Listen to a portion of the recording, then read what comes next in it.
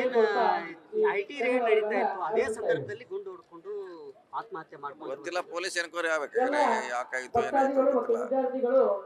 ಪೊಲೀಸರ ತನಿಖೆಯಾರೆ ಸತ್ಯಾಂಶ ಅವ್ರಿಗೆ ಬರ್ಬೋದು. ಸರ್, ಇನ್ನೊಂದು ವಿಚಾರ, ಇತ್ತೀಚೆಗೆ ಕೆಲವು ರಾಜಕಾರಣಿಗಳಿಗೆ ನಿಮ್ಮ ಮೇಲೆ ಬೆಳಗಾವಿ ಜಿಲ್ಲೆಯ ಕೆಲ ರಾಜಕಾರಣಿಗಳಿಗೆ ಪ್ರೀತಿ ಆಗಿದೆ, ಬಹಳ ಪ್ರೀತಿ ಜಾಸ್ತಿ ಆಗಿದೆ, ಕೆಲವೊಂದು ಹೇಳಿಕೆಗಳನ್ನ ಕೊಡ್ತಾ ಇದ್ದಾರೆ. ಅವ್ರಿಗೇನು ಪ್ರತಿಕ್ರಿಯೆ ಕೊಡ್ತೀರಿ? ಈಗಾಗಲೇ ಹೇಳೇನು, ಅದ್ರಾಗ ಏನು ಕೊಡೋಂಥ ಅವಶ್ಯಕತೆ ಇಲ್ಲ. ತಾನಾಗಿ ಕೊಡೋಂಥದ್ದು ಏನು ಅವಶ್ಯಕತೆ ಇಲ್ಲ. ಒಬ್ಬರಾಯ್ತು, ಈಗ ಇಬ್ಬರಾಯ್ತು, ಅದು ಸಂಖ್ಯೆ ಜಾಸ್ತಿ ಆಗೋದು ಹೋಗ್ತಾ ಇದೆ.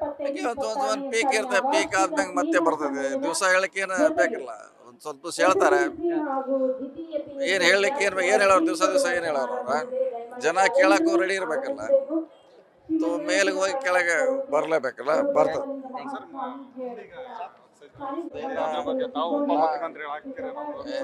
ಯಾವ್ದು ಅಂತ ಯಾವ್ದು ಚರ್ಚೆ ಇಲ್ಲವೇ ಇಲ್ಲ.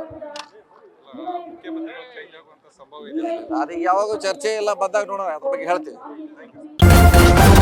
ನ್ಯೂಸ್ ಫಸ್ಟ್, ನಿರ್ಭೀತಿಯಿಂದ ನಿಮ್ಮ ಪರವಾಗಿ.